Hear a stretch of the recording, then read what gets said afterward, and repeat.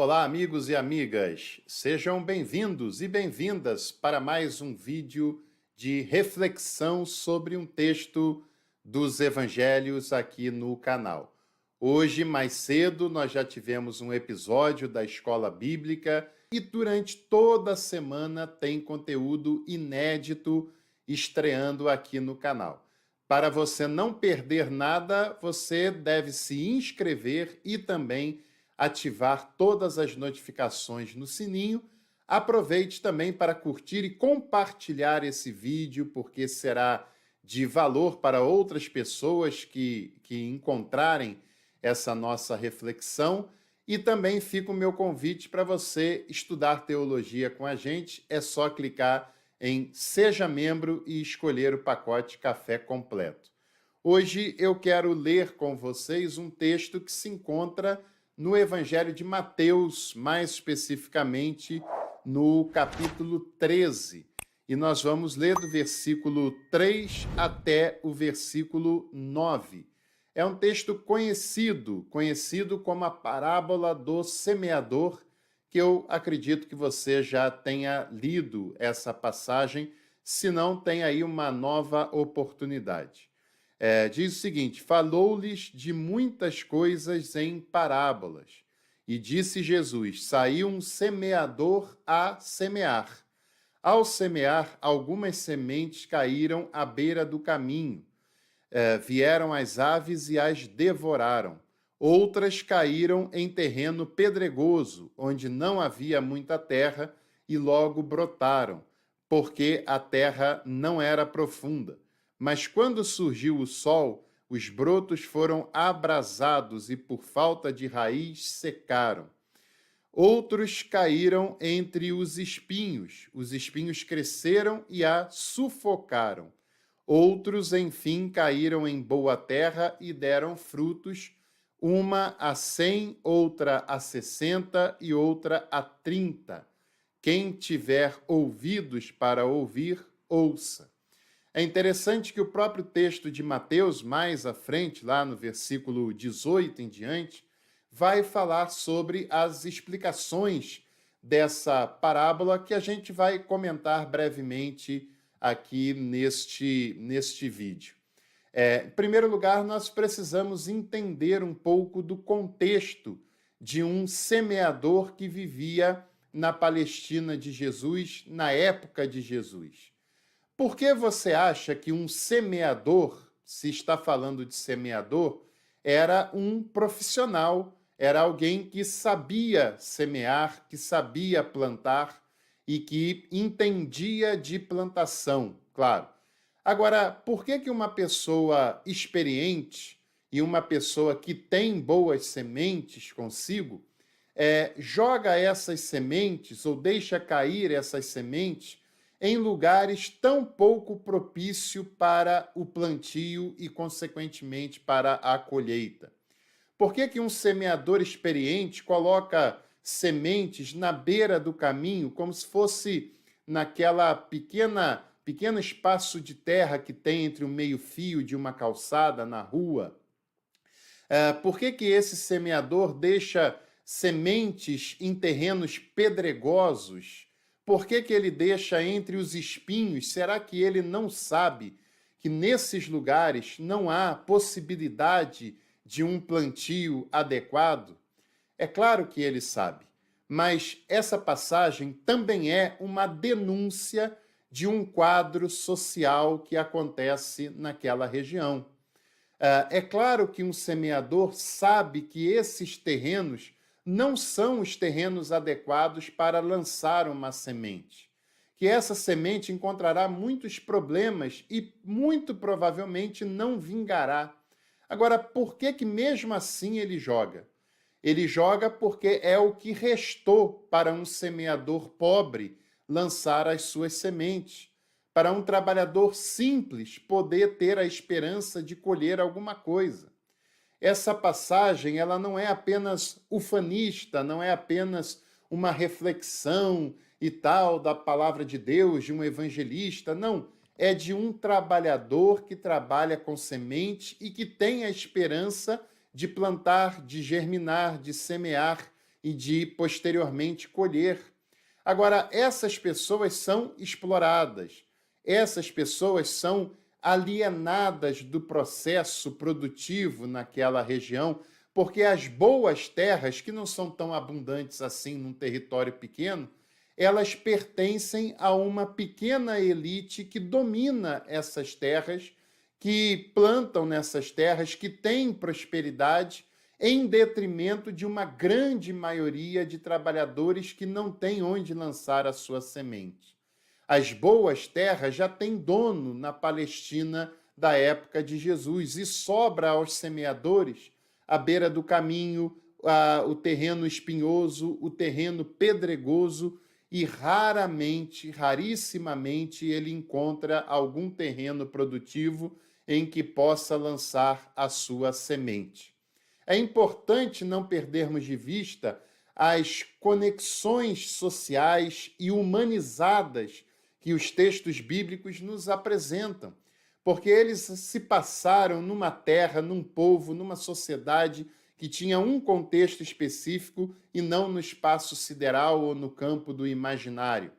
Claro que Jesus está contando uma parábola, mas uma parábola que tem conexão com a realidade, até para que as pessoas possam compreender o que ele está dizendo. E Jesus aproveita esse cenário de insegurança alimentar para trazer também uma outra reflexão sobre aquilo que nós fazemos com a palavra de Deus. Você tem um semeador que é o responsável por lançar a semente em todos os terrenos. Você tem uma semente que é a mesma que esse semeador lança em cada um dos terrenos, né? A semente é boa, o semeador é experiente. Então, o que faz a diferença em cada um dos 4 casos que foi apresentado? A diferença está justamente no terreno que recebeu essa semente. A diferença não é na semente, não é no semeador, é nos tipos de terreno que recebem essa semente. A primeira parte das sementes cai à beira do caminho. E aí o texto vai nos explicar que são as pessoas que recebem a semente, mas, claro, como são terrenos de beira do caminho, não tem profundidade, não tem preparo, não tem a possibilidade de acolher essas sementes, porque o maligno vem até eles e arranca. E por que arranca? Diz lá na explicação do texto que é porque eles não entenderam a mensagem que foi semeada. Não entenderam. Muitas vezes a gente fala apenas de um lado sentimental, em receber a palavra, em abrir o coração, etc., mas isso tem conexão com o entendimento. E esse é um desafio que fica ainda maior quando nós falamos de uma sociedade como a sociedade brasileira, em que a deseducação foi durante anos e anos, durante séculos, um projeto político para que as camadas mais populares não pudessem entender a sua situação, o seu contexto, o seu cenário, e não compreender também, neste caso aqui que estamos falando, a própria palavra de Deus quando esta é apresentada. Não compreender muitas coisas, né? E muitas vezes até pregadores fazem um elogio à ignorância e muitas vezes romantizam os problemas causados pelo analfabetismo funcional, muitas vezes romantizam a ignorância que muitas pessoas têm. E, é claro, muitas pessoas elas foram vítimas desse processo. É claro que tem muitas pessoas sem instrução, sem conhecimento, que são dignas, honradas, decentes, trabalhadoras, são sinceras, é óbvio que sim. Mas nós não podemos romantizar um problema que é um problema da sociedade brasileira, que é a falta de ensino, a falta de educação, a falta de senso crítico, a falta de acesso à leitura de qualidade e, sucessivamente, todo o problema que isso traz. O texto está dizendo que essa primeira parcela recebeu a palavra, mas não a entendeu. Por isso, essa mensagem lhe foi roubada. Depois fala das pessoas do terreno pedregoso, que são aqueles que ouvem, acolhem até com alguma alegria, mas são aqueles apenas que estão em busca de festa, são apenas aqueles que estão em busca de tirar vantagem dessas mensagens, são apenas aqueles que foram acostumados a ouvir que Deus está ao seu serviço e por isso eles querem ouvir a bênção que tem para eles, o milagre que eles podem receber. Eles não têm raízes, não têm profundidade, não estão dispostos a viver de fato o cristianismo, querem apenas algo momentâneo, passageiro e que possa ser um solucionador dos seus problemas. Nas primeiras dificuldades, no primeiro movimento da caminhada, essas poucas e rasas raízes são queimadas e aquela mensagem se perde rapidamente. O terceiro tipo de terreno é a mensagem que foi jogada no terreno espinhoso, que são as pessoas que ouvem essa palavra, que recebem essa semente, mas estão tão angustiadas dentro de si mesmas, tão sem paz, tão sem esperança, tão sem alegria, tão tomadas pela angústia, que esse sentimento acaba sufocando e acabando com qualquer possibilidade dessa semente criar raízes e gerar frutos no seu coração. Pessoas tão seduzidas pelas riquezas desse mundo que acabam sufocando a mensagem da boa nova de salvação. E isso não é raro, ainda mais num país como o Brasil, em que grande parte das igrejas estão tomadas pela teologia da prosperidade. Grande parte das igrejas estão tomadas por uma pastoral de resultados, de números, de finanças, que apenas promete a mágica para as pessoas, promete soluções fáceis, promete soluções que ela não tem que refletir sobre nada, promete apenas milagres barateiros, que são, na verdade, táticas de enchimento de igreja e de arrecadações. E é claro que com isso as pessoas vão sendo acostumadas apenas em lhe satisfazer, como se Deus e a sua palavra estivessem à sua disposição para lhe dar tudo o que ela quer receber. E é claro que essa semente, a semente do evangelho, nesses ambientes é totalmente sufocada.